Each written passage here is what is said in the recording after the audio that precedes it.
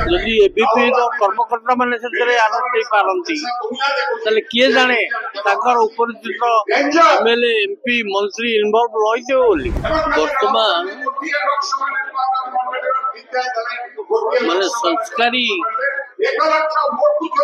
राजनीतिक नेता ना जो मैंने कि शासन अच्छा जो मैंने कि ओडिशा को लज्जाकर परिस्थिति रक्षा कर मानसिकता नहीं दल लोक मैंने इनवल्व हो